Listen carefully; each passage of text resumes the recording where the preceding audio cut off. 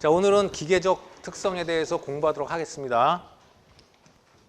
7장입니다. 그래서 기계적 특성인데 7, 8, 9장에서 기계적 특성을 다루는데 소재의 기계적 특성을 다루지만 이제 우리가 고분자 재료는 그때도 했지만 그 파트는 생략하고 나머지 주로 금속 그리고 세라믹에 대해서 일부 메케니컬 프로퍼티에서 공부하도록 하겠습니다. 자, 스트레스 앤 스트레인 and elastic deformation까지 오늘 갈 수가 있을지 모르겠어요. 뭐를 배우느냐? 7장은 이제 특성입니다. 재료의 특성이 여러 가지 특성이 있다고 그랬어요. 이제 2학기 때도 주로 특성에 대해서 배우는데 기계적 특성에서 1학기 때 배우게 되는데 처음 이제 특성이 나온 거예요. 여태까지는 일반적인 그 재료 이제 사이언스 피직스가 나왔는데 특성이 나오기 시작했어요. 그래서 기계적 특성을 배우기 때문에 7장에서는 용어가 굉장히 많이 나와요. 그 새로운 용어에 대해서 여러분이 익숙해져야 되니까 용어 공부를 많이 해야 될 거예요. 그래서 스트레스가 뭔가, 스트레인이 뭔가, 그 다음에 elastic deformation, elastic 변형, 탄성 변형에 대해서 공부하고, 그다음에 소송 변형, plastic deformation에 대해서 공부하고, 그 다음에 toughness, ductility, 인성과 연성, 얼만큼 재료가 질긴가 하는 거하고 얼만큼 잘 늘어난다, 연성이 좋은가 하는 걸 공부하고, 그 다음에 세라믹은 이 기계적 특성을 어떻게 평가하는가 이런 것들이 7장에서 나오게 되는데 여기 보는 것처럼 다 용어들이 새로운 것들이 많이 나올 거예요. 자, 여러분 알다시피 재료에다가 어떤 힘을 가하게 되면 혹은 로드라고 그러는데 하중을 가하게 되면 재료가 변형이 돼요. 쉽게 말하면 그냥 고무줄 같은 걸 생각하면 되겠죠. 힘을 가하면 이렇게 인장을 가하면 인장력을 가하게 되면 잡아당기면 늘어나게 될 거예요. 길이가 L0에서 L로 뭐 부피가 일정하다면 단면적은 거꾸로 줄어들게 되겠죠. 그 다음에 거꾸로 이제 압축 응력을 가한다. 압축을 가한다. 그러니까 눌러주면은 이렇게 면적이 늘어나면서 길이는 줄어들게 될 거예요. 그럼 재료마다 이렇게 같은 로드에 대해서도 늘어나고 줄어드는 폭 같은 것이 다 다를 거예요. 이제 거기에 관련되는 걸 공부하게 되는 거죠. 그 다음에 요거는 좀 생소할 텐데 이런 것은 이제 전단 응력 같은 것은 여러분이 생각할 수가 있는데 나중에 자세히 배우겠지만 이것은 어떤 이렇게 shear force라고 해서 면에 평행하게 힘이 아래 위로 작용하게 되면 찌그러지겠죠. 이런 shear force에 대해서도 공부를 하게 될 거예요. 그래서 여기에 관련된 모든 공학적 용어들을 배우게 될 겁니다. 여기 이제 어차피 나올 거니까 그냥 이 수식은 공부 안 하고 넘어가기로 할 텐데 우리가 실제 상황에서 보면 이렇게 기계적 요소들, 부품들이 지금 말한 여러 가지 그 하중이나 로드나 무슨 그 압력이나 이런 데 대해서 많이 그 외부의 영향을 받고 있겠죠. 그래서 이런 응력 상태에 있는 요소들이 많아요. 이렇게 이런 스키장의 리프트 같은 거에도 스키 리프트에도 보면 여기는 비틀림 응력이 있다든가 이런 와이어는 인장이 있다든가 늘어나니까 잡아당기는 힘이 있겠죠.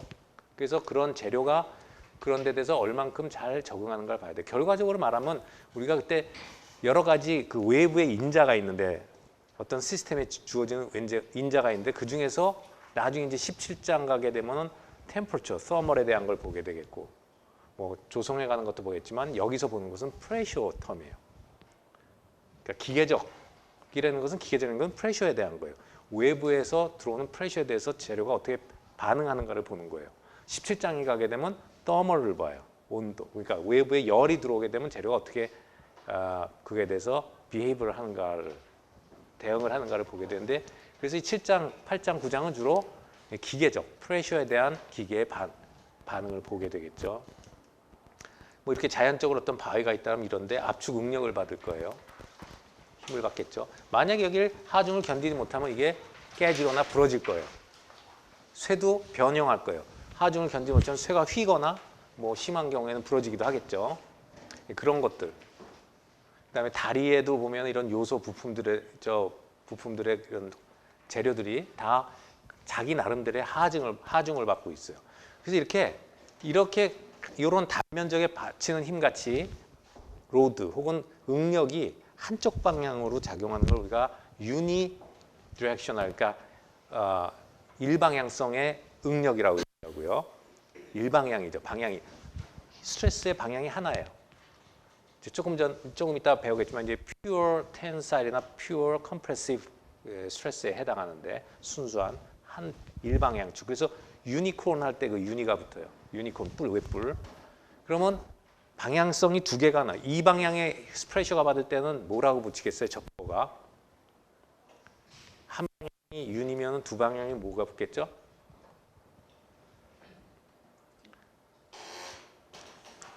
굉장히 어려운 걸 물어봤나? 바이가 붙을 거예요.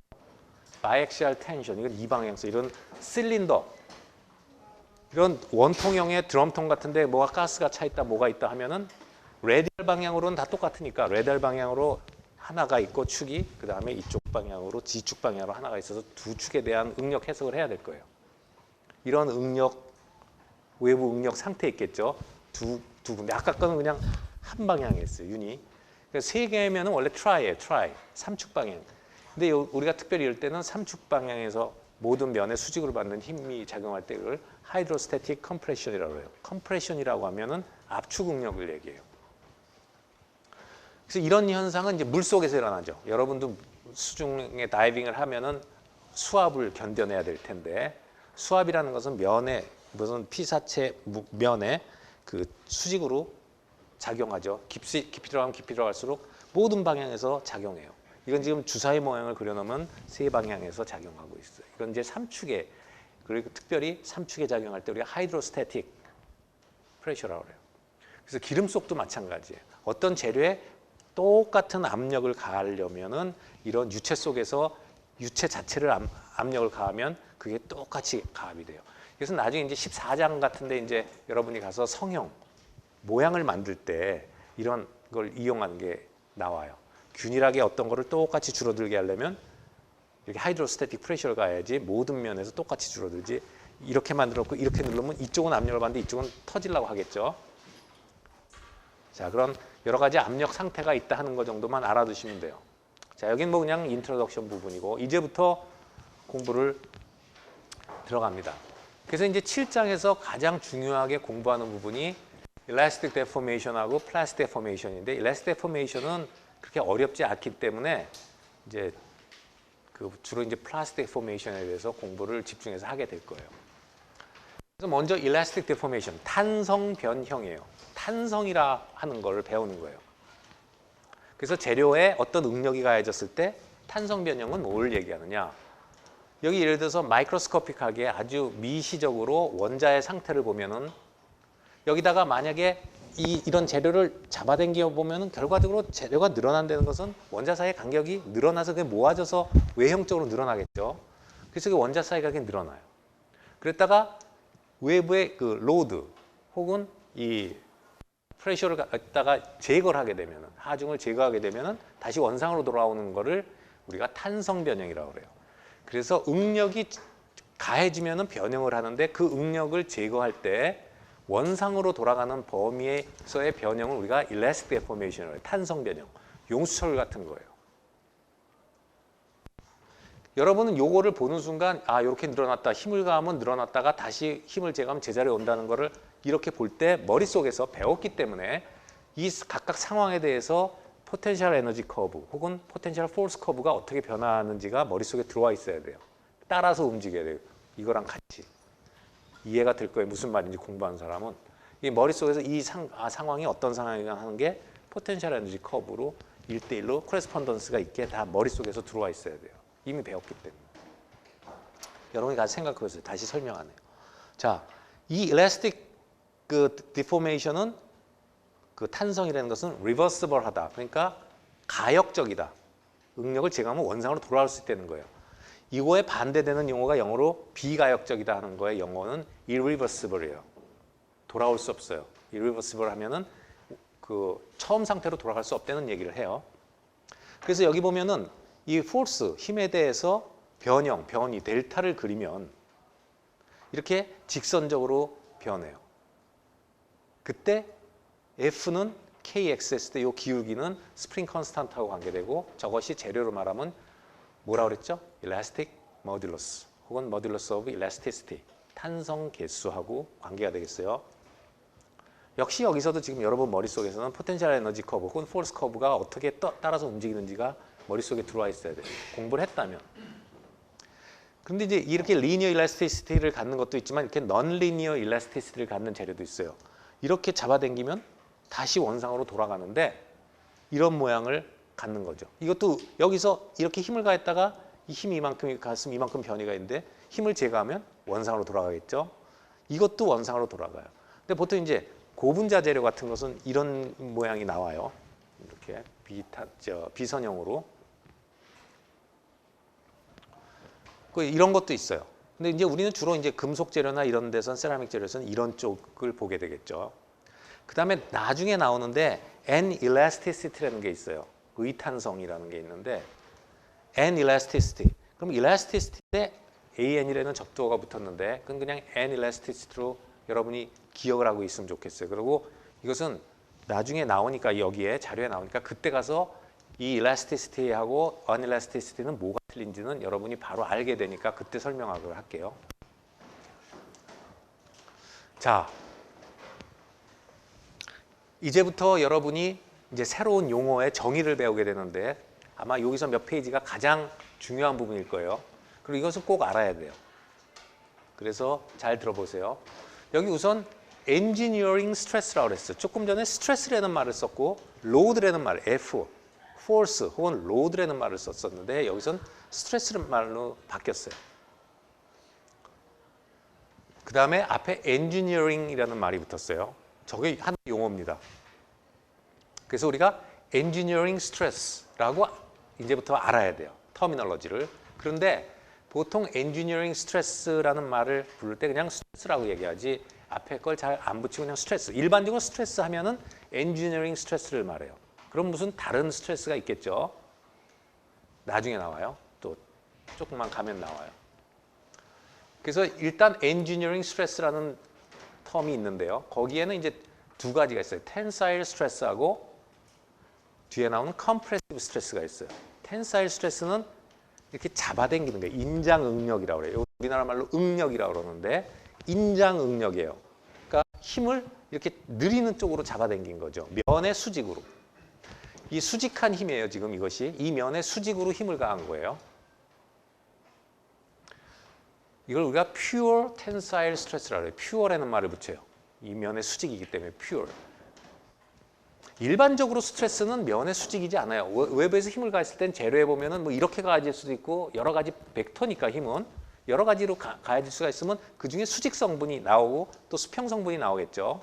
이 수직 성분만 가해졌다고 생각하는 걸 우리가 pure 그러니까 tensile stress라고 해요.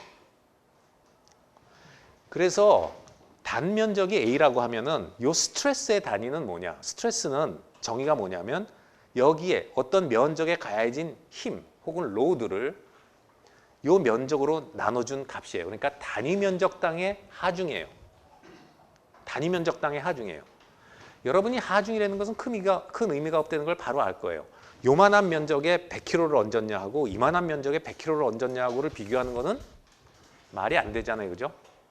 두 개를 100kg 저 재료가 100kg 견딜 수 있다. 말이 안 되죠. 요만한 단면적에서 100kg를 견디는지 이만한 단면적에서 걸리는지 몰라요. 그래서 면적으로 노멀라이즈를 해야 돼요. 알겠죠? 그래서 뭐 연력학적으로 말하면 이것은 이제 extensive 파라미터고 이것은 intensive variable, extensive, intensive라는 말이 되는데 이 값은 여기서 면적으로 노멀라이즈한 값이에요. 그래서 영국식으로 하면 인치 제곱분의 파운드 포스고 미국식으로 하면 미터 제곱분의 뉴턴이에요. 그래서 이건 하중의 단위예요. 뉴턴이라는 것은 하중의 단위예요. 혹은 로드라고도 불러요. 하중을. 자, 그래서 이렇게 단위는 주어져요. 뉴턴 퍼 미터 제곱 혹은 파운드 포스 퍼 인치. 그래서 이걸 우리가 뭐라고 하면 PSI라고 불러요. 파운드 퍼 스퀘어 인치. 그래서 이 단위를 PSI라는 말로 불러요. PSI.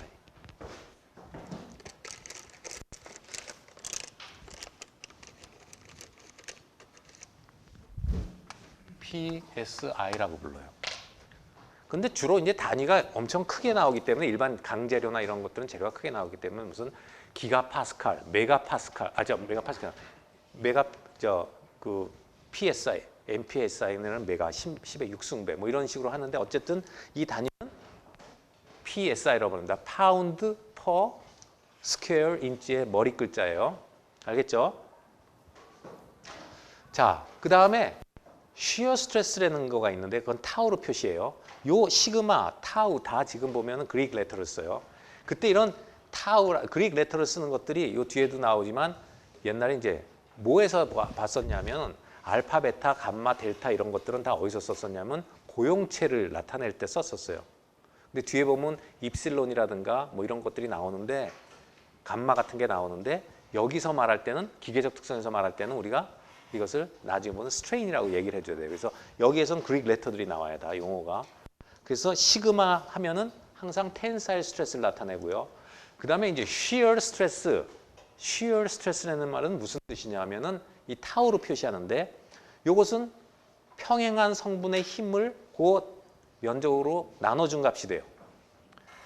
그래서 어떤 면에 평행으로 작용할 때 힘이 이게 만약에 생각해봐. 이렇게 하면 미끄러졌다 놓으면 다시 원사로 돌아오겠죠? 이렇게 해도 변형하겠죠? 이거죠? 모양이 기울어질 거 아니에요. 일단 놓으면 돌아오겠죠?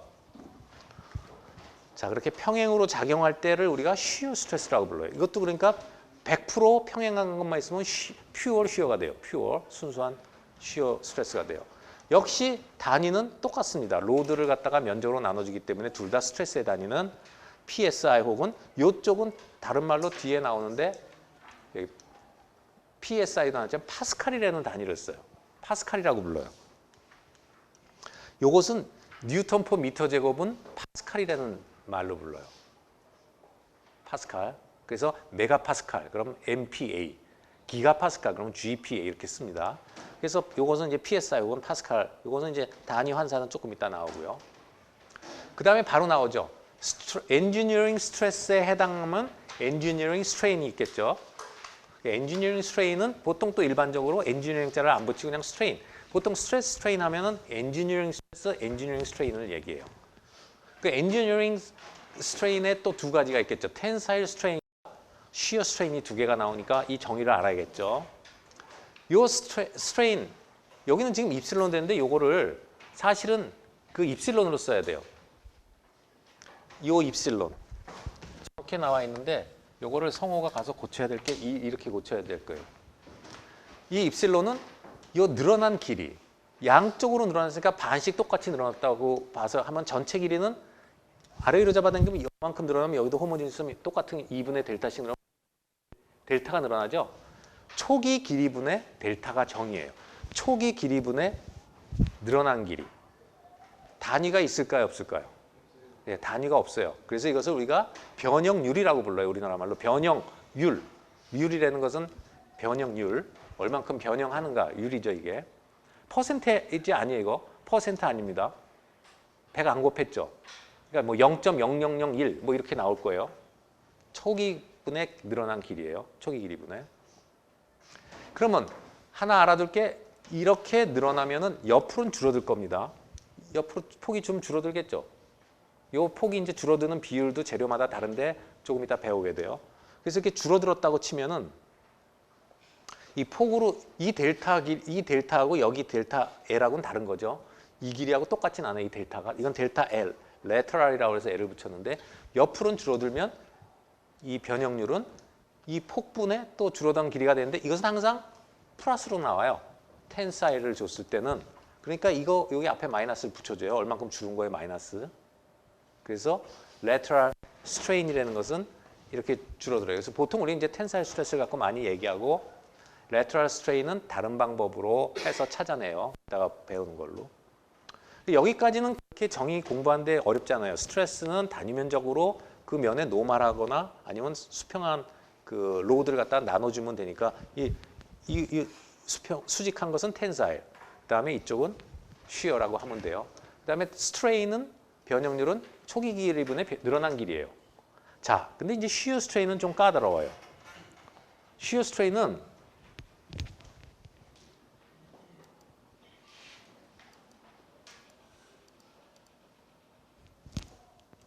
왜 안 보이냐? 여기 쉬어 스트레인은 말이죠. 어떻게 정의를 하느냐? 여기 보면은 Y분 이렇게 힘을 가했다고 치면 이쪽으로 이렇게 변형이 일어났죠. 자, 이거 지금 탄성에서 다 공부하는 거예요. 지금 탄성 다 하니까 힘을 제거하면 다시 원상으로 돌아가겠죠. 까만 정사각형으로. 자, 어떤 부분에 힘을 가하면 이렇게 가면 이게 여기에 평행한 힘이에요. 면에. 그랬을 때 명사의 거리에 여기서 변형. 그래서 y분의 델타 x로 정의를 합니다. y분의 델타 x가 정의예요. 힘이 이렇게 있을 때 이 거리에 얼만큼 변이가 생겼냐 하는 거에 델타 y분의 델타 x면 요 각도를 세타라고 하면 요 각도를 세타라면 탄젠트 세타가 되겠죠. 요것분의 요거니까 탄젠트 세타죠. 그런데 이게 보통 이렇게 크지 않기 때문에 세타가 굉장히 작으면 탄젠트 세타가 아주 작을 때 테일러 익스펜션을 하면은 뭐가 되죠? 그냥 세타로 빠져나오는 거 알죠? 그래서 이건 약 세타가 돼요. 그냥 이 세타가 작기 때문에 그냥 세타로 빠져나올 수 있고 그때 세타는 각도가 아니라 레디안이 돼야 돼요. 그 값으로 빠져나옵니다. 이것도 역시 길이분의 길이기 때문에 디멘션리스예요. 단위가 없어요. 그 다음에 여러분이 좀 조금 얼핏 이거 이렇게 됐나? 그런데 예를 들어서 이것이 길어졌다. 이만큼 됐다 하면 역시 변이도 비례해서 가죠. 그래서 시어 스트레인이 같을까요? 틀릴까요? 같아요. 여기서 잘라도 같고 여기서 잘라도 같고 여기서 잘라도 같고 여기서 잘라도 같고 같죠? 어떤 면에 가해진 때 그 면에서 얼만큼 변이가 생겼나 보면 뭐 이게 여기서면 요만큼이라면 여기에다 작용한다면 요만큼이니까 다 탄젠트 세타랑 똑같이 돼요. 그래서 요것이 이제 쉬어 스트레인이 됩니다. 지금 네 가지 정의를 배웠어요. 텐사일 스트레스, 그 다음에 텐사일 스트레인, 쉬어 스트레스, 쉬어 스트레인. 네 가지 배웠죠. 이게 기본이 돼서 계속 갑니다. 뭐 잊어버리면 절대 안 되고. 그래서 한번 정리를 해보면 텐사일 스트레스는 A0분의 F예요. 플러스로 쓸 때가 텐사일, 인장. 그 다음에 마이너스가 되면은 컴프레시브, 압축. 그러니까 면적은 마이너스가 될 수 없으니까 이 힘의 방향이 벡터가 마이너스면 압축을 상징해서 이게 마이너스가 되면 압축 응력을 얘기합니다. 부호 알겠죠? 그리고 여기 아까 참고로 말했던 PSI, 파운드 퍼 스퀘어 인치하고 이 파스칼, 뉴턴 퍼 미터 제곱. 1 메가 파스칼 하면은 뉴턴 퍼 미터 제곱에 100만 배가 되겠어요. 그래서 이 두 개의 환산은 파운드 퍼 스퀘어 인치하고 이 뭐 메가 파스칼, 뉴턴 퍼 미터 제곱 여러분이 환산해 보면 뭐 이렇게 나올 테니까. 그래서 아마 우리는 주로 그 미국식으로 파스칼이라는 단위를 쓸 거예요. 계속 메가 파스칼, 뭐 기가 파스칼 이런 단위를 쓸 겁니다, 우린. 자, 그렇지만 요 파스칼이라는 게 뉴턴 퍼 미터 제곱이라는 것은 알고 있어야 돼요. SI 유니트니까. 그다음에 이제 텐사일 스트레인은 L0분의 늘어난 길이인데 늘어난 길이를 이렇게 표시할 수도 있겠죠. 델타니까 나중 길이에서 처음 길이를 뺀 거. 그죠? 알겠어요? 그 다음에 쉬어 스트레스는 A0분의 F.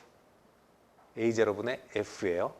그 다음에 쉬어 스트레인은 여기서 H분의 요 X는 탄젠트 세타는 약 세타로 빠져나올 수 있다. 하는 걸 알면 돼요. 지금 이 정의는 여러분이 가서 뭐 그렇게 어렵지 않으니까 꼭 숙지해 주세요. 그러니까 앞으로는 그냥 그 다시 설명 없이 쉬어 스트레스, 쉬어 스트레인 뭐 나올 테니까. 근데 어떤 재료가 이렇게 있는데 이것은 속을 본 건데 예를 들어서 이렇게 원형의 재료가 있다고 합시다. 근데 밖에다가 이 면의 수직으로 이게 어떤 상황이죠 지금? pure tensile stress 상태죠. 이건 스트레스의 기호죠 시그마는. pure tensile stress를 줬어요. 그러면 여러분이 생각할 때는 이거는 이 밖에 90도로 줬으니까 이 재료에는 퓨어한 그 shear 스트레스밖에 안 걸린 것 같지만 만약에 어떤 임의의 면을 생각하면은 이게 이렇게 시그마가 이 면에 작용을 하고 있으면 여기서 시그마 작용하면 모든 면에 시그마가 작용하고 있겠죠. 그렇다면 이런 면에는 이게 시그마 작용할 때 수직 성분과 수평 성분이 다 생겨나겠죠.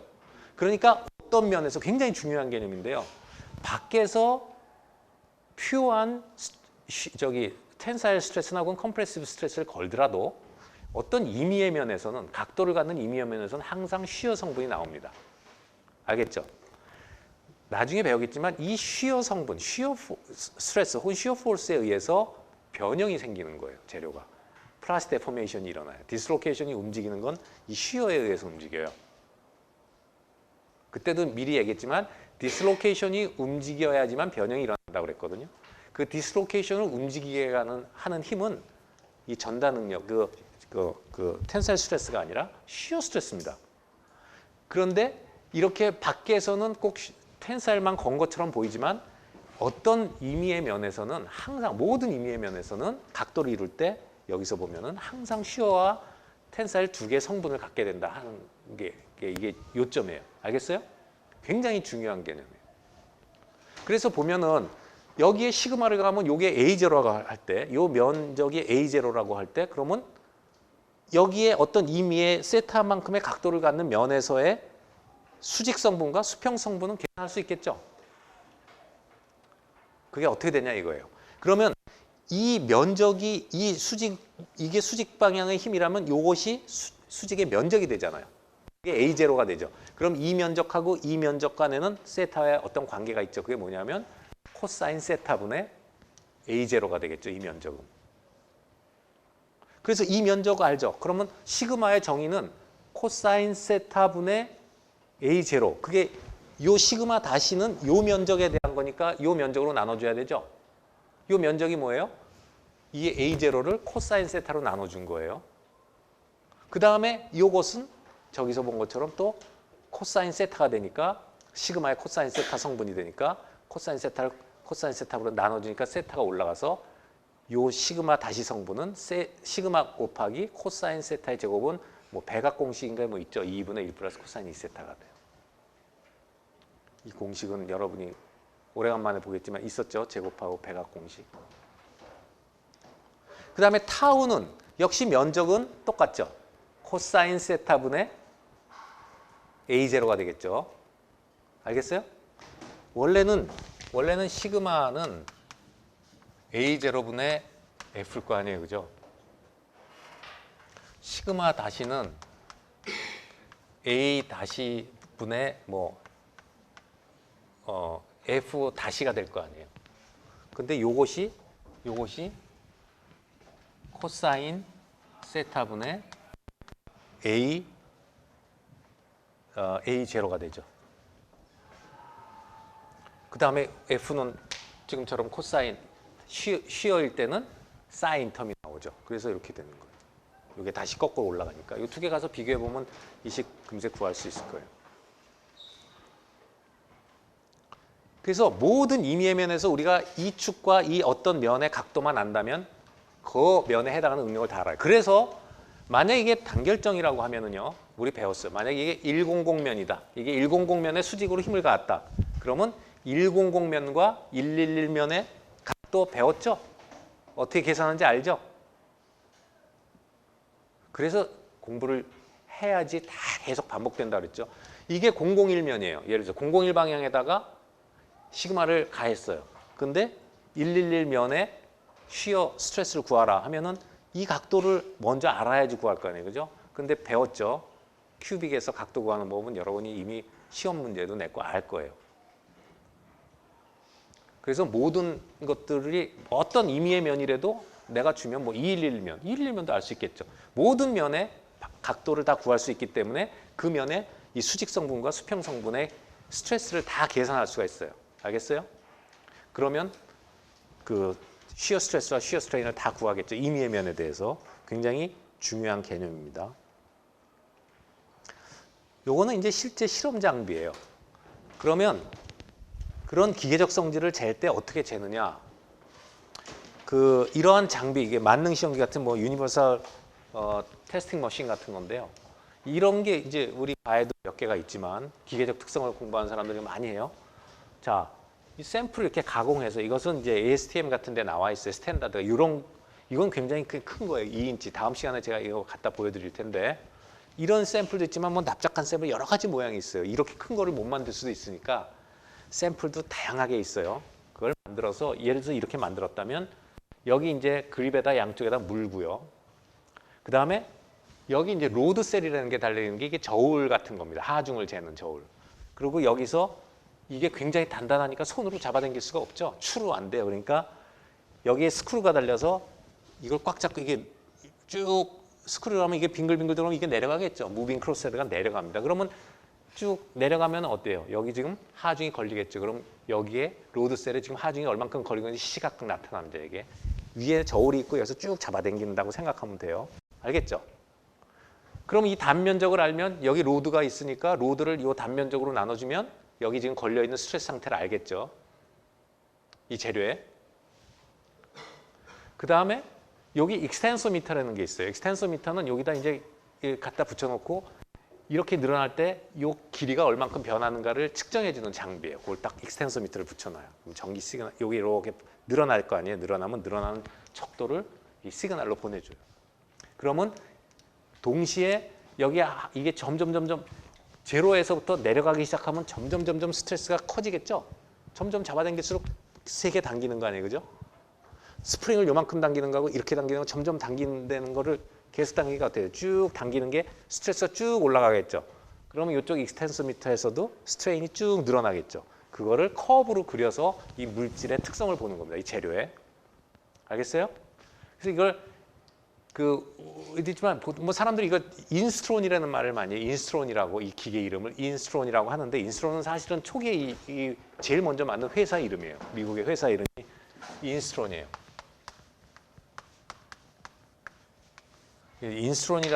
이걸 인스트론이라고 많이들 그냥 부르지만 사실 인스트론은 이 기계를 제일 먼저 만든 회사 이름이고 그 회사 장비가 대부분 다 전 세계적으로 퍼져가지고 쓰이기 때문에 이 장비 자체를 그냥 인스트론이라고 불러버리는 게 됐어요. 이 장비의 고유명사처럼. 근데 장비의 이름은 사실은 뭐 미케니컬 테스팅 머신이라든가 유니버설 무슨 테스팅 머신인가 이렇게 불러야 되고 회사 이름이 이 장비를 꽉 장악하고 있는 회사 이름이 인스트론인데 그냥 인스트론이라고 많이 불러요. 그래서 이렇게 해서 측정을 합니다. 재료의 특성을. 알겠죠? 실제적으로 이거 가끔 TV에도 나오는데요. 여기에는 비단 이 인스트론이 큰 것도 있고 로드셀이 뭐냐에 따라서 아주 힘든 쇠를 잡아당길 때도 있고 어렵게 안 늘어나는 거. 또 연한 걸 할 때는 이 로드셀이 작아야 돼요. 그래서 조그만 것도 있어요. 사이즈가 작은 것도 있고 막 이 천장 높이만한 것도 있고 그래요. 강한 걸 달리려면 로드가 커야 돼. 로드셀이 커야 되니까. 그런데 이 조그만 거 같은 거 TV에서 보면 우리 편의점 같은 데서도 라면 같은 거 아니면 섬유도 땡겨봐요. 거미줄도 땡겨보고 뭐 이런 거 하는 거죠. 실에 이제 뭐 이런 특성을 보려고 아라미드 섬유 같은 걸 땡기고 라면도 어떻게 해요? 뭐 TV에서 보니까 지난번에도 무슨 퀴즈 같은 건가 뭐 나왔는데 라면을 갖다가 갑자기 찬물에 넣은 거 어떻게 삶냐에 따라서 라면이 누가 쫄깃쫄깃하냐를 보려고 여러 가지 라면을 갖다 이런 장비로 땡겨서 그 스트레스 스트레인 커브를 그려요. 실제로 해요. 모발도 하고 여러 가지 할 수가 있어요. 비단 이 금속뿐만이 아니라. 그런데 이제 세라믹 같은 경우는요. 나중에 이제 프랙처에서 배우게 되겠지만 구장에서 세라믹 같은 경우에는 이제 예를 들어서 무슨 유리 같은 걸 이렇게 깎았다고 합시다. 깎기도 힘들지만 깎아서 여기다 하면 측정이 안 돼요. 세라믹은. 왜? 이런 데 잡으면 잡은 데서 그냥 흠이 나면 깨져버려요. 이런 데가. 세라믹은 굉장히 브리틀해요. 인장이 굉장히 약하거든요. 그래서 세라믹은 이런 인스트론으로 안 해요. 뭐 세라믹은 고온에서는 어떤 특성을 보지만 이렇게 좀 연성이 생기지만 되게 브리틀해요. 다 깨져버려요. 도자기 생각을 해봐요. 도자기 여기다가 얼만큼 어떻게 보이나고 걸면 어떻게 돼서 그냥 깨져버려요. 입에 잡지도 못해요. 그래서 주로 이런 것은 고분자나 금속의 특성을 볼 때 씁니다. 그래서 그렇게 이제 인스트론에다 걸어서 그린 그림이에요. 이런 테스팅 머신에다가 걸어서 스트레스 스트레인을 그려보면 이게 시그마 축이고 이게 입실론 축이에요. 이게 시그마, 입실론. 그러면 여기 지금 두 가지의 다른 커브의 유형을 보여주는데 이외에도 뭐 여러 이상하게 나오지만 전형적으로 나오는 두 개가 일반 강, 탄소강 같은 경우에 일반 강이라는 거 알죠? 스틸, Fe. Fe가 주성분에 카본 들어간 거는 이렇게 이게 뭐예요? 이렇게 스트레스를 주면 스트레인이 점점 생기는 거죠. 자, 이렇게 가다가 갑자기 스트레스가 뚝 떨어져서 찌글찌글하다 이렇게 올라가요. 그래서 여기서 깨져버려요. 어떤 종류의 금속은 이렇게 올라가서 쭉 가다가 끊어져요. 이거 페일리어가 일어나는데요. 페일리어, 깨진 거예요. 거기서 이제 잘라져 버린 거예요. 두 개가 두동막이 난 거죠. 그럼 거기서 실험 중지죠. 거기까지 측정하는 거예요. 자, 그러면 이제 이 두 가지가 왜 나오느냐, 그 다음에 여기에 이런 것들이 왜 생기느냐, 그 다음에 이런 거에 중요한 재료의 특성을 나타내주는 점들이 어떤 점들이냐, 이걸 가지고 그 재료의 특성을 평가를 해야 되잖아요. 그죠? 뭘 보고 평가할 거냐, 이럴 때. 근데 두 개 완전히 다른 게 나오는데, 요 다음 페이지. 여기서 보면 이런 경우에도 보면 여기에 region 1, region 1이라는 것은 쉽게 말해서 이게 직선적인 변형을 하는 데고, 여기서부터 직선에서 벗어나는 데가 맥시멈 점까지를 우리가 region 2, 그 다음에 맥시멈 점을 지나서 끊어질 때까지는 region 3라고 나눴고요. 여기는 그런 거 없어요. 그러니까 일반 강들은, 뭐 강 외에도 있지만 탄소 강들은 이런 모양을 보여요. 탄소가 들어간 철, Fe는 이런 것들이 나타나고요. 어퍼, 로어 일드 포인트가 나타나고, 이런 것은 이제 연성이 좋은 금속들, 그때 FCC로 말했죠. 뭐 알루미늄이라든가 카파라든가 FCC 물질들은 연성이 좋아서 좀 잘 늘어난다 그랬죠. 그런 연성이 좋은 재료들은 이런 모양으로 나타나요. 그러니까 재료가 어떤 거냐에 따라서 완전히 다른 모양도 보이고, 그 다음에 연성이 좋더라도 구리냐 알루미늄이냐에 따라서 이런 높이라든가 이런 점들이 다 달라지겠죠. 그런 걸 보고 분석을 하는 거죠, 이 재료의 특성을. 그래서 이게 굉장히 유용하게 많이 쓰이는데요. 그래서 그 구조재료 하는 사람, 특히 강구조나 무슨 비철 금속에 대해서 구조를 하는 사람들은 다 이걸 공부하는 거예요. 그래서 예를 들어서 철에다가 아니면 구리에다가 뭐 다른 원소를 첨가해요. 특성을 보기 위해서 뭐 징크를 집어넣을 수도 있고 니켈을 집어넣을 수도 있고 원소들을 첨가하는 거죠.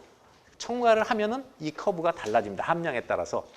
그러니까 자기가 어떤 새로운 소재를 개발하기 위해서 거기다가 어떤 합금 원소를 집어넣어요. 알로잉이라는 거죠. 금속 원소를 집어넣어요. 그러면 순수한 거에 비해서 이게 달라질 거 아니에요, 이 모양이. 그걸 보고 이게 내가 원하는 쪽으로 갔는지 안 가는지를 평가하기 위해서 반드시 이런 걸 해봅니다. 그래서 새로운 강을 만들어내기도 하고 새로운 무슨 금속을 합금을 개발하기도 하고 하는 거예요. 그래서 항상 할 때마다 이런 걸 해요.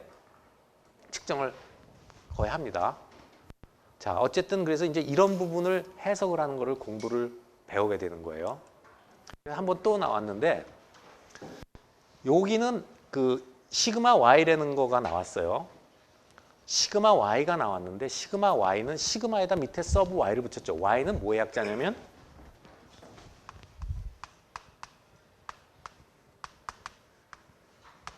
이일딩의 그 머리 글자 Y를 붙여놓은 건데요. 이일드라는 말의 뜻이 뭐죠? 크게 뭐라고? 생산하다? 이일드, 생산. 이일드? 뭐 양보한다는 뜻도 있고 항복하다는 것도 있어요. 여기서는 항복한다는 뜻이에요. 그래서 우리가 이걸 yield stress, yielding이라고 하는 건 이건 뜻으로 얘기한 거고 yield stress라고 그래요. yield stress. 요거를 yield stress라고 불러요. 이것이 굉장히 중요한 특성이에요. 여기도 yield stress, 이쪽에도. 이건 아까 이렇게 가는 거예요. 이렇게. 이 커브에도 여기가 yield stress에 해당해요. yield stress. yield stress라는 것은 쉽게 말하면 탄성의 범위를 넘어서는 순간이에요. 이 리니어리티에서 벗어나는 순간을 얘기해요. 그래서 여기 upper yield 포인트라면 upper yield stress가 여기예요. upper yield가 여기예요. 그러니까 여기까지는 직선이었다가 뚝 떨어졌죠. 그래서 이것을 lower yield 포인트 혹은 lower yield stress라고 불러요. 그런데 우리가 yield stress를 그 강에서 탄소 강에서 얘기할 때는 이 밑에 쪽을 yield stress라고 정의를 해요. 여기도 있고 여기도 있는데 실제로는 여기가 될 것 같지만 우리가 여기를 yield stress로 잡고요. 여기에서도 보면 그 직선에서 벗어나는 데를 우리가 잡아요. 그러면 항복 강도라고 그랬어요. 강도라는 것은 스트레스를 말하고 혹은 strength, yield strength라고도 하고 yield stress라고도 불러요. yield stress 혹은 strength. 이 둘 다 써요. yield strength라고도 부르고 yield stress라고 부르는데 나도 이제 이렇게 저렇게 섞어서 쓸 것 같은데 어쨌든 yield stress라면 뭘 항복했다는 거 아니에요. 그 뭐가 항복했을까요? 뭐가 항복을 했을까요? 자, 힌트는 직선에서 벗어나는 구간이라고 했어요. 뭐가 항복을 하죠? 자, 다시 또 힌트를 하나 더 주면 직선 구간은 탄성 구간이에요. 뭐가 돌아오는 거예요? 그렇죠. 이제 슬슬 힌트를 주니까 답이 나왔는데 yield strength라는 것은 dislocation이 움직이기 시작하는 거예요. 그러니까 dislocation이 물론 이렇게 주면 dislocation이 이렇게 응력을 가면 이렇게 갔다가 힘을 제거하면 다시 그쪽 그냥 그 자리에서 아까 봤죠. 원자들이 조금 벌어졌다 다시 왔다 조금 벌어졌다 왔다 하는데 어떤 스트레스 이상을 주면 디스로케이션을 그 책받침 기억나죠? 그 원자들이 따다다다닥 움직이기 시작하는 그 스트레스예요. 그러면 디스로케이션이 움직여버렸기 때문에 이제 다시 돌아오질 못해요. 알겠어요? 그러면 디스로케이션 하나가 움직여가면은 버거스 벡터 하나만큼 변형이 생겨요. 그것은 다시 돌아오지 못해요. 버거스 벡터 디스로케이션 하나 밖으로 빠져나가면 안정해졌기 때문에 완전한 크리스탈이 생기기 때문에. 그래서 그런 데를 말해요. 요것은 쉽게 얘기하면은요. 이것을 뭐 많이 할 건 아닌데 그냥 여러분한테 알려만 주면 이건 탄소 강이기 때문에 디스로케이션이 있는 데를 생각하면 거기 디스로케이션 밑은 결함이라고 그랬죠. 그럼 공간이 있어요. 책받침이 하나 이렇게 끼어. 엣지 디스로케이션, 파지티브 엣지를 한번 생각해 봅시다. 그러면 완벽한 크리스탈에 쐐기가 하나 들어가 있잖아요. 원자층이, 책받침이. 그럼 그 밑에는 여유 공간이 있죠. 이 탄소 강에는 탄소가 들어가요. 탄소들이 어디가 있냐면 카본들이 그 밑에 공간에 쭉 가 있는 거예요. 왜? 거기가 안정한 자리니까. 거기가 그러고 위에 원자는 밑으로 결합을 못해서 불안하죠. 거기 카본들이 가서 이렇게 있는 거예요. 끼어 있는 거예요. 쐐기 밑에, 책받침 밑에. 이게 없을 때하고 있을 때하고 차이가 나죠. 힘을 주면 가야 되는데 이 카본들이 다리를 붙잡고 안 놔주는 거예요. 그래도 힘을 주니까 여기서 가야 되는데 못 가고 힘을 주니까 여기까지 버텼다가 그 다음에 한번 이제 카본도 더 이상 잡을 수가 없을 정도의 응력이 되면 디스로케이션이 탁 튀어나가는 거예요. 그러면 카본이 붙잡고 있다가 탁 튀어나오면 얘는 쉽게 갈 수가 있거든요. 그 다음에. 그러니까 오히려 여기까지는 잡고 있었지만 더 쉬운 데서 갔어야 되는데 이만큼 잡고 있었기 때문에 더 높은 응력에서 가다가 한번 탁 탈출하니까 더 작은 힘으로 막 변형이 생기는 거예요. 주죽하는 거예요. 그러다가 카본하고 이제 리더스 밴드라는데 카본하고 이렇게 경합을 하면서 찌글찌글찌글하다가 이제 더 힘을 주게 되면 이렇게 늘어나서 깨지게 되는데 어쨌든 카본 때문에 이런 어퍼 포인트 현상이 생겨요. 카본 스틸에서. 그러니까 꼭 여기서는 카본 스틸이랑 카본 세그면 다른 재료에서도 이런 게 생길 수가 있어요. 근데 주로 이제 그 탄소 강에서는 카본 스틸에서 이런 어퍼 일드가 어퍼하고 로우가 보여요. 근데 이제 우리가 공부하는 건 주로 이쪽이 되겠어요. 이쪽에서는 아까도 말했지만 이렇게 비례에서 벗어나는데 이 비례에서 벗어났다는 얘기는 이게 직선에서 벗어났다는 얘기는 플라스틱 데포메이션이 일어난다는 거니까 이 끝을 알아야 되겠죠. 근데 여기서는 과장해서 그려서 그렇지 거의 여기가 실제로 딱 어느 점에서부터 이게 살살 변화하는지를 갖다가 우리가 인지하기가 참 어려워요. 그래서 컨벤션을 잡아요. 여기서 보는 것처럼 이거는 실제적으로 여기까지 직선이다. 여기서부터 살짝 벗어나기 시작한 점을 우리가 프로포셔널 리미트라는 말을 불러요. 프로포셔널 리미트라는 말을 부르는데 yield point 프로포셔널 리미트 비례하는 최고의 리미트니까 한계죠. 한계. 프로포셔널이라는 것은 비례한다는 거죠. 비례하는 한계점이라는 뜻으로 프로포셔널 리미트라고 불러요. 근데 실제로 이 점을 찾기가 굉장히 어려워서 우리가 어떤 컨벤션을 쓰냐 하면 어디를 yield 포인트로 잡냐 이럴 때 물론 명확하게 보일 때는 거기가 yield 포인트인데 대부분의 경우에는 이런 연성이 좋은 재료는 이 점을 못 찾으니까 여기서 0.002 스트레인은 아까 단위가 없다 그랬죠. 0.002 이 스케일로 0.002라는 건 뭐예요? 원래 길이에서 0.002만큼 변형이 생긴 거죠. 그러니까 1m짜리였으면은 0.002니까 2mm. 그만큼 변형이 0.002에서 이 기울기에 평행하게 선을 긋습니다. 이 탄성, 이 기울기가 뭐하고 관계됐었죠? 탄성 개수와 관계했었죠. 일라스틱 모듈러스 혹은 영스 모듈러스. 이거하고 평행하게 선을 그으면 어딘가 만나겠죠. 그 점의 값을 읽는 컨벤션을 취합니다. 그걸 우리가 yield 포인트 혹은 yield 스트레스 혹은 yield 스트렝스라고 정의를 합니다. 왜? 이 점이 잘 안 보이기 때문에. 무슨 말인지 알겠죠? 저 점을 찾기가 어려웠기 때문에 이렇게 잡아요. 근데 보통 측정하면은 뭐 이렇게 그냥 이렇게 나와요. 이렇게 나와요. 이렇게. 여기 그냥 읽게 되는데 어쨌든 그런 컨벤션을 따라갑니다. 프로포셔널 리미트를. 자, 그래서 지금 yield 스트렝스가 뭔지를 알았어요. 그리고 지금 왜 저 뒷부분은 안 배우냐? 지금은 탄성 범위에서 공부를 하기 때문에 1구간만 보고 있는 거예요. 그래서 직선 구간만 공부하고 그 직선이 어디까지냐는 배웠죠.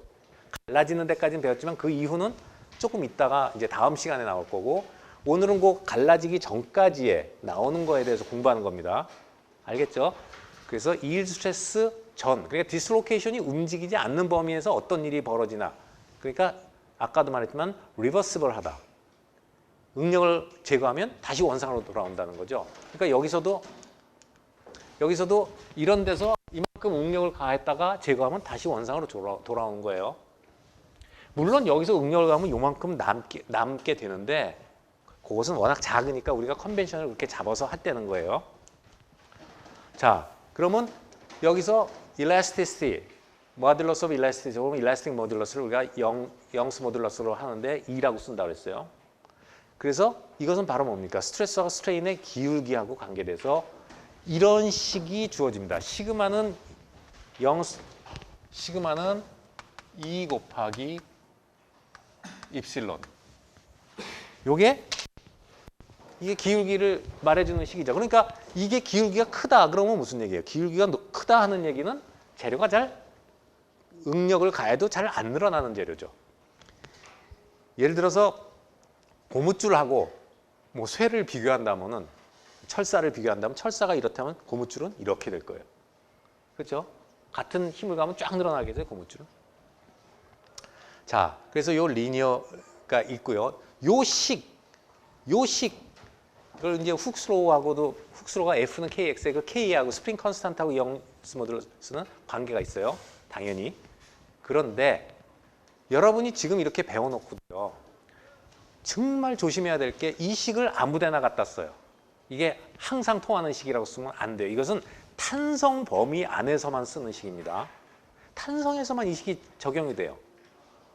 무슨 얘기냐면 어떤 친구는 예를 들어서 막 여기 갖다 놓고요. 뭐 하다 보면 여기 시그마 값이 줄 때 얼만큼 늘어나냐 하면 이 시그마에서 얼만큼 늘어나냐 하면 여기서 이 기울기를 구해버려요. 이거 맞아요? 틀리죠? 여기까지만 통하는 식이에요. 앞에 탄성에 관한 식이기 때문에. 그래서 어떤 응력에 대해서 이게 얼만큼 늘어나느냐를 볼 때는 이 응력이 yield 스트레스를 넘어갔느냐 안 넘어갔냐부터 판단을 해야 돼요. 넘어갔으면 저 식 못 써요. 무슨 말인지 알겠죠? 내가 가해준 응력이 재료에 가해준 응력이 시그마 y보다 낮으면 조금 전에 봤던 이 식을 쓰면 되죠. 탄성 범위 안에 있으니까. 근데 넘어가서 디스로케이션이 막 돌아다니는데 저 식 갖다 쓰면 틀리는 거예요. 근데 그걸 알면서도 이렇게 볼 때는 아는데 막 하다 보면 여러분들이 그런 걸 기본을 잊어버려가지고 딴짓을 많이 해요. 그래서 아까도 말했지만 이것은 force curve죠. separation, 원자 간의 거리하고 force일 때 그때 얘기했던 요 기울기, 요게 equilibrium 포지션에서의 기울기가 바로 뭐라고 했어요? 이게 영스 모듈러스 혹은 elastic 모듈러스하고 이게 관계가 된다고 그랬고 에너지 커브에서는 요거를 한 번 더 하는 거니까 요 뭐죠? 그 커베이처하고 관계가 된다고 그랬죠. 자, 그래서 the stress is linearly proportional to strain. The slope of curve는 modulus of elasticity라는 거고 deformation이 특징이에요. recoverable. 다시 없어지는 거고 recover가 된다는 거예요. 그 다음에 deformation linear. 그 다음에 modulus determined by atomic bonding. 결합력이 강한 것은 셀 거고 결합력이 작은 것은 작을 거고 탄성 개수가 이것은 그 앞에서 본 것처럼 그 포텐셜 포스 커브에서도 알 수 있다는 거고요. 그리고 그때도 했지만 요 부분에서는 이게 기울기가 직선이라고 그랬죠. 여기서 많이 벗어나면 기울기가 직선에서 벗어나요. 그렇지만 요 R0 근방에서는 여기가 직선이라고 그랬어요. 그때 그 얘기도 했어요. 실제로 재료가 R0 근방에서 그렇게 막 늘어. 스트레인을 보세요. 0.001, 뭐 0.0 뭐 얼마 이러니까 실제로 굉장히 여기가 범위가 작은데요. 거기서는 탄성 이 식을 쓸 수가 있다는 거예요. 그 다음에 시그마하고 감마에 대해서 이 식을 썼는데 그러면은 쉬어 스트레스하고 쉬어 스트레인 간에도 관계가 있겠죠. 이때를 우리가 이 G라고 써요. 여기 보면은 쉬어 모듈러스라고 해요. 쉬어 모듈러스. 일라스틱 모듈러스가 아니라 특별히 이때는 쉬어 모듈러스라는 말을 씁니다. G. 여기 G 쉬어 모듈러스예요.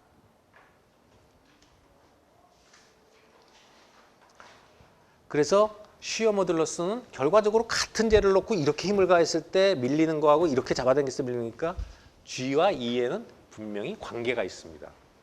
여기서는 안 다루지만 그런 관계가 있어요. 뒤에. 네. 그 다음에 이게 이제 재료들을 보면은 조금 전에 봤던 영스 모듈러스 혹은 일라스틱 모듈러스는 단위가 뭐예요? 기가파스칼이죠. 이 대부분의 재료가 수백 기가파스칼. 여기가 이 10의 구승이 여기니까 수백 기가파스칼이에요. 단위가. 이런 재료들 보시면 여러 가지 재료들이 여기 폴리머, 고분자는 굉장히 낮죠. 쭉쭉 잘 늘어날 테니까 고분자는 낮아요. 근데 여기 보면 이런 것들이 굉장히 커요. 그 다음에 세라믹도 탄성은 잡을 수 있어요. 탄성은. 컴프레션 갖고 탄성은 잡을 수 있어요. 탄성 같은 게 이런 세라믹 재료 다이아몬드 굉장히 안 늘어나려고 그래요. 공유결합을 하기 때문에 본딩이 강해서 잘 안 늘어나려고 그러기 때문에 굉장히 높죠. 탄성 개수가.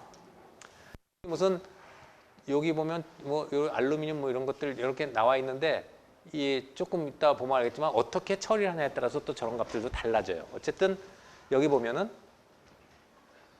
단위가 그 일라스틱 컨스탄트의 단위가 기가파스칼 오도다 하는 걸 여러분이 알아두셔야 돼요.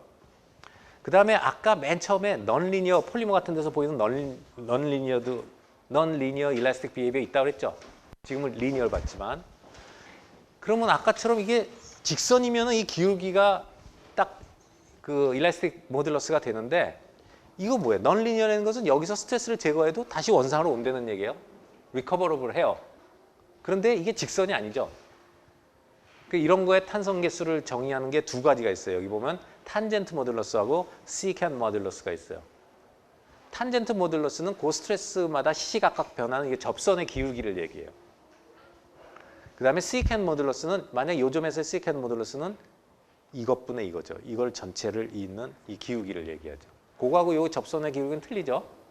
뭐 이건 정의니까 이렇게 시켄 모듈러스는 요거 스트레스하고 스트레인 요 기울기 요걸 얘기한다 하는 걸 알아두세요. 그래서 이런 것도 있다. 근데 우리는 지금 여기서 공부하는 건 다 직선, 리니어 비헤이비어를 보는 탄성에 대해서 공부를 합니다. 이제 그 다음에 이제 탄성에서 마지막으로 나오는 게 이제 이 포화son 레이쇼예요. 포화송 레이쇼라고 하는데 포화송 B라고 하는데 포화송 레이쇼는 뭐냐면 바로 이거예요. 아까도 말한 것처럼 재료가 이쪽으로 늘어나면 폭은 줄어들 거예요. 그 폭이 줄어드는 비율이에요. 이게 지금 텐사일 스트레인이죠. 그러니까 늘어났어요. 이쪽으로 잡아당기면 이쪽으로 늘어나요. 이렇게 늘어나는데 lateral strain은 옆으로는 줄어들죠. 이게 마이너스니까 이것은 항상 플러스 값이기 때문에 마이너스를 붙여놨어요. 그럼 이렇게 잡아당기면 재료가 이렇게 늘어나는데 여러분 생각해봐요. 고무를 갖다가 지우개를 잡아당기면 이렇게 홀쭉해지겠죠. 다이아몬드 같은 걸 잡아당겼어도 홀쭉해질 텐데 혹은 뭐 이런 철사줄을 잡아당기면 폭으로 줄어들 텐데 그게 다 재료마다 틀릴 거예요. 비율이. 그래서 보면 금속은 약 3분의 1 정도 되지만 세라믹은 훨씬 작고요. 그럼 그 얘기는 뭐냐면 1로 늘어나도 이쪽은 잘 안 줄어들려고 한다는 거죠. 그 다음에 폴리머는 이쪽으로 늘어나면 이쪽으로 쑥쑥 줄어든다는 거예요. 뭐 예상이 가능하죠. 그럼 왜 이런 차이를 보이냐 하면은 요 세라믹 같은 경우에는 공유결합의 특징이 뭐죠? 그때도 얘기했어요. 공유결합에서 특징은 방향성이 있다. 방향성이 있다는 얘기는 자기만의 고유한 앵글을 가지려고 그래요. 결합에. 그런데 이렇게 잡아당기면 이 앵글이 깨지려고 그러죠. 되게 싫어하죠. 자기 앵글을 유지하려고 하는 힘이 강해요. 자, 그 다음에 폴리머는 어차피 그 안에 프라이머리 반딩이 있고 그 다음에 반데르발스 반딩이 있기 때문에 이게 그런 쿠션을 주죠. 그리고 이 포화송 레이셔도 역시 단위가 없어요. 그래서 여기 보면 액츄얼 스트레인 분의 레터럴 스트레인에다 마이너스를 했다. 뭐 해서 요거야 뭐 식에서 요 식에서 EXY는 이쪽으로 잡아냈을 때 균일하게 X나 Y축으로 줄었다고 하면 어느 쪽을 잡아도 마찬가지고 X를 잡든 Y를 잡아든 똑같이 균일하게 이쪽으로 등방성이라고 할 때 이쪽이 똑같이 줄었으면 그래서 포화송 레이셔를 잡고 여기 포화송 레이셔는 두 가지에 의해서 결정돼요. 이쪽으로 늘어나면은 부피를 유지하기 위해서는 줄어들려고 하겠죠. 일정한 부피. 이쪽으로 늘어나면 부피를 줄이는 이쪽으로는 좁아야지 부피가 일정해질 거 아니에요. 그래서 부피를 컨서브 하려는 그러니까 지키려는 거와 본드 앵글을 지키려고 하는 게 서로 경합을 하는 거죠. 근데 공유결합 물질에는 이게 크기 때문에 이거보다는 이게 크기 때문에 줄어들지 않으려고 하는 거고. 그래서 이 두 가지가 경합을 해서 아이디얼하게 아주 딱딱한 놈은 이렇게 잡아당겨도 이쪽으로 원자들이 이렇게는 벌어지지만 이쪽으로는 하나도 안 벌어서 그대로 간다는 얘기고 이쪽으로 안 줄어든다는 얘기고. 근데 이렇게는 안 돼요. 근데 다이아몬드가 가장 강해도 0까지는 안 돼요. 아이디얼하게 만약에 이렇게 잡았는데 원자가 이쪽만의 거리만 늘어나면 0이 될 수 있겠죠. 이쪽으로 하나도 안 줄어주고. 근데 그렇게는 안 되고 아주 소프트 바디는 이게 0.5까지 가죠. 부피를 유지하려면 0.5까지 되지만 천연 고무가 가까이 가는 거죠. 이것은 이런 부피 텀이 굉장히 강하게 작용한 거죠. 그래서 대부분은 약 3분의 1 정도에 들어간다 하는 거예요. 그 외에 몇 가지 더 그 일라스틱 특성을 좌우하는 게 있는데 아까 말한 것처럼 일라스틱 시어 모듈러스를 G라고 한다고 그랬는데 타우는 G에서 이거고요. 관계가 있고. 그 다음에 벌크 모듈러스라는 게 있어요. K는 여러분이 어떤 재료를 갖다가 외부에서 하이드로스태틱 프레셔도 무슨 프레셔를 3차원으로 주면은 부피가 줄어들겠죠. 그 부피의 변화를 초기 부피로 나눠준 값을 우리가 그 K로 요거예요. 정의가 그거예요. 근데 이런 게 있다는 거 알아두면 돼요. 연력학을 배우게 되면은 요 K하고 그 아까 그 리니어 그 스트레인하고의 관계를 뭐 유도하는 것도 나오고 그럴지 모르지만 그러니까 이런 정의가 있다는 건 어렵지 않으니까 부피가 얼만큼 줄어드는가 하는 걸 보여준 거예요. 그리고 아까 말한 것처럼 이 시어 모듈러스하고 일라스틱 모듈러스 사이에는 어떤 관계가 있을 거예요. 같은 재료를 갖다가 이렇게 어려우면 이렇게도 쉽지 않을 거예요. 그때 엮어주는 것들이 이 포화슨 레이쇼예요. 아까 포화송 레이쇼가 들어가서 이렇게 벌크 모듈러스도 관계가 되고 관계가 돼요. 근데 이런 식이 있다는 것만 알고 이 식도 유도하는 걸 배우는데 아마 3학년 정도에 가서 이쪽을 공부하게 되면은 이 식을 유도하는 거를 배울지도 모르겠어요. 내가 안 가르쳐서 잘 모르겠는데 이것도 그냥 나오는 게 아니라 유도해서 나와요. 식으로. 근데 이건 텐서 같은 걸 풀어야 돼요. 그래서 이렇게 나와요.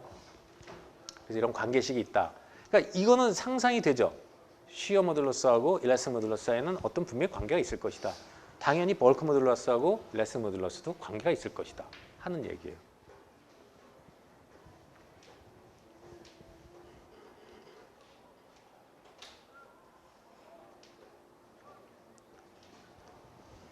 자, 이것도 다 아는 건데 이 변이는 아까 이 식이죠. 이 식을 갖다가 다 풀어 쓴 거예요. 이것이 F 오버 A0, 이것이 F 오버 A0, 이것은 L0분의 델타. 그걸 여기다 집어넣으면 이 식 나올 거예요. 레터럴은 포화송 레이쇼하고 관계가 돼서 곱해주면 될 거고. 토션은 우리가 지금 안 하니까 토션은 뭐 좀 복잡하니까 토션은 빼고요. 이쪽만 보면 이 식이 아까 정의에서 그냥 연결된다는 걸 바로 이렇게 여러분이 풀어볼 수가 있을 거예요.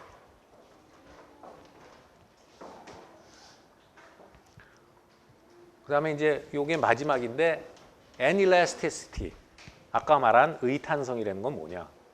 아까 리니어 일라스티시티가 있었고 넌리니어는 알겠는데 그것은 딱 해서 응력을 제거하면 원상으로 돌아간다 그랬죠. 이것도 일라스티시티이기 때문에 원상으로 돌아가요. 그런데 돌아가는데 시간이 필요해요. 바로 돌아가는 게 아니라 응력을 딱 제거하면 스프링 같은 거 생각하면 어때요? 응력을 딱 제거하면 착 돌아가죠. 근데 이놈은 원상으로 천천히 돌아가는 거예요. 여러분이 이런 그 각기병 환자, 뭐 비타민 D가 부족해서 다리 부어 있을 때 딱 누르면 어때요?